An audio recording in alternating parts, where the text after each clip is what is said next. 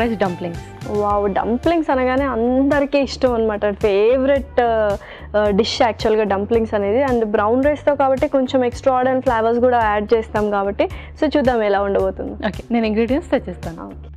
Okay Lasya, ingredients తెచ్చేసాను. Okay, so అంటే dumplings అంటే బ్రౌన్ రైస్ నువ్వు చక్కగా స్మాష్ చేసి తీసుకొచ్చేసావా? బ్రౌన్ రైస్ని మిక్సీ చేసేసి దాన్ని బాయిల్ చేసి తీసుకొచ్చాను. అండ్ గ్రేటెడ్ కొబ్బరి వేస్తేనే ఆ ఫ్లేవరే డిఫరెంట్ ఉంటుంది. అండ్ యూజువల్గా మనం నార్మల్గా ఏవైతే పోపుకి తెచ్చుకున్నామో అవన్నీ తీసుకొచ్చేసాం అనమాట. వెరీ సింపుల్ ఇంగ్రీడియంట్స్ బట్ చాలా హెల్దీ అండ్ టేస్టీగా ఉండబోతుంది. అండ్ రెసిపీ ప్రాసెస్ కూడా చాలా సింపులే. ఓకే, సో మరి స్టార్ట్ చేసేద్దాం. సో ఫస్ట్ ఒక మిక్సింగ్ బౌల్ ఇచ్చేస్తే ఇది మిక్స్ చేస్తాను. ఓకే,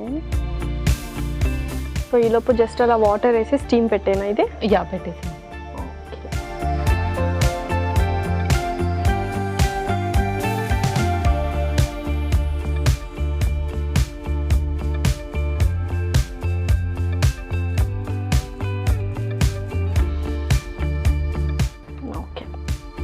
సో మనం ఏదైతే బ్రౌన్ రైస్ ఫస్ట్ బాయిల్ చేసుకున్నామో అది మిక్స్ చేసేద్దాం. దీన్ని మనం రవ్వలాగా చేసుకున్నాం అనమాట. బ్రౌన్ రైస్ మిక్సీ చేసేసి దెన్ బాయిల్ చేసాం.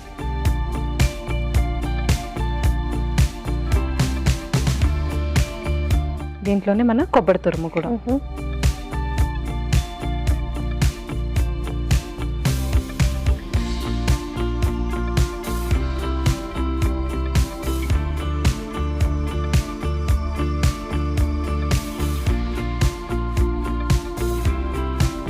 అంటే కొంచెం డంప్లింగ్స్ అనగానే మనకు చప్పగా అలాగా కూడా ఉంటుంది. కొంచెం చట్నీస్ అవన్నీ తీసుకోవాలి. బట్ డంప్లింగ్స్ అనగానే అందరూ ఇష్టంగా తింటూ ఉంటారు. సో దీంట్లో నార్మల్లీ గ్రీన్ చట్నీ అలా ఏదైనా యూజ్ చేయొచ్చు. అండ్ ఇందులో మనం కొబ్బరి తురుము యాడ్ చేస్తున్నాం కాబట్టి కొంచెం ఎక్స్ట్రా ఫ్లేవర్ వస్తుంది. సో యాడ్ చేయకపోయినా పర్వాలేదు యాక్చువల్లీ. సో యాక్చువల్లీ డంప్లింగ్స్ అంటే కొంచెం ఇడ్లీ పిండిలాగా ఉండాలి కదా, కొంచెం వాటర్ వేసుకుందాం ఇందులో.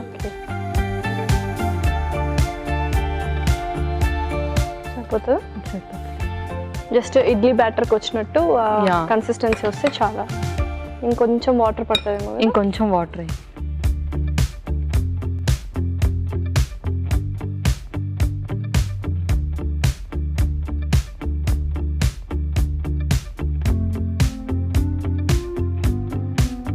కొంచెం అంటే దోశ బ్యాటర్ లాగా కాకుండా కొద్దిగా థిక్గా ఉండాలి. కొద్దిగా థిక్ ఉండాలి ఇది.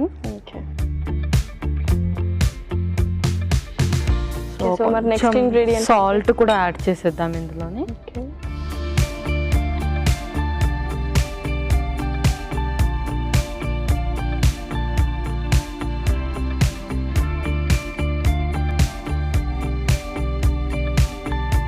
సో దీన్ని బట్టి తెలుస్తుంది మన బ్రౌన్ రైస్తో చాలా చాలా వెరైటీస్ చేసుకోవచ్చు, ఓన్లీ బ్రౌన్ రైస్ కాకుండా అని చెప్పేసి. ఎస్పెషల్లీ బ్రౌన్ రైస్ అనగానే అందరూ ఒక స్టెప్ బ్యాక్ వేస్తూ ఉంటారు. ఆ టేస్ట్ ఉండదు, ఎలా తినాలి, కర్రీస్లో కూడా కలుపుకున్నా కూడా అంత టేస్ట్ అనిపించదు వైట్ రైస్ ఉన్నంత అని. బట్ ఇలా డిఫరెంట్గా ప్లాన్ చేసుకుంటే మాత్రం డెఫినెట్గా మనం బ్రౌన్ రైస్ హ్యాపీగా తీసుకోవచ్చు. బ్రౌన్ రైస్తో ఏం చేయలేమని అనుకుంటారు, బట్ యాక్చువల్లీ వైట్ రైస్తో మీరు ఏదైతే రెసిపీస్ చేసుకుంటారో అవన్నీ కూడా వైట్ రైస్ని బ్రౌన్ రైస్తో రీప్లేస్ చేసి చేసుకోవచ్చు.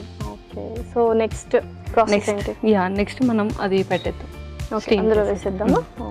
కొద్దిగా నేను గ్రీస్ చేస్తాను.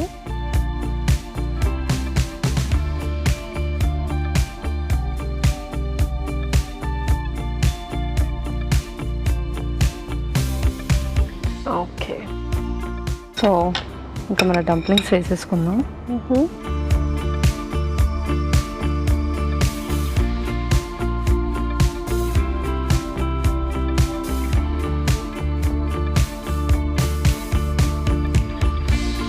చాలా చిన్నగా చేసుకుంటే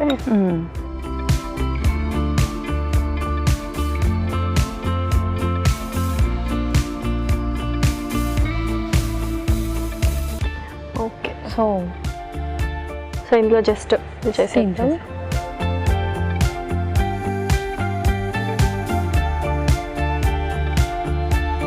సో కొద్దిగా సిమ్లో పెట్టుకుందాం.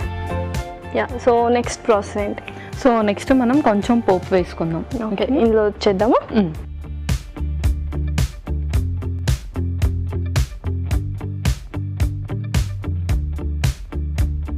సో సో కొద్దిగా ఆయిల్ వేసుకున్నాము. Yeah, spoon.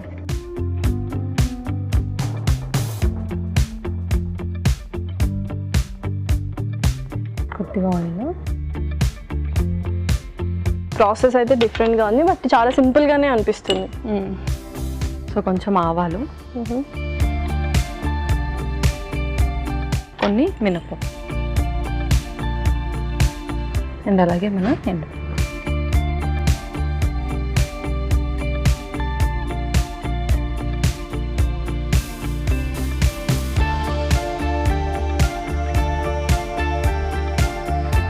అది కొంచెం పోపు రెడీ అయ్యాక మన డప్లింగ్స్ తీసాక దానిపైన జస్ట్ అలా వేసేద్దాం. ఓకే, సో చాలా సింపుల్ రెసిపీ. సో చక్కగా పోపు అయితే అయిపోయింది. సో ఇదైతే స్టవ్ ఆఫ్ చేసేస్తాను. ఓకే, సో యా పల్లవి చక్కగా అయిపోయాయి. మనం ఆఫ్ చేసుకుందాం. సో సర్వ్ చేసుకోవడమే కదా. ఓకే,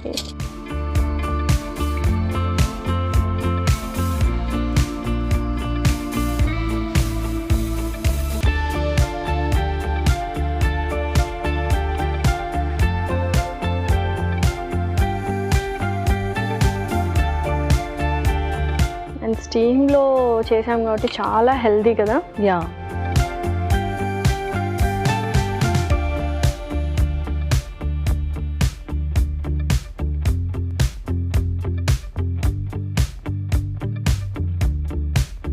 సో మన పోపు దీని మీద వేసేస్తాం.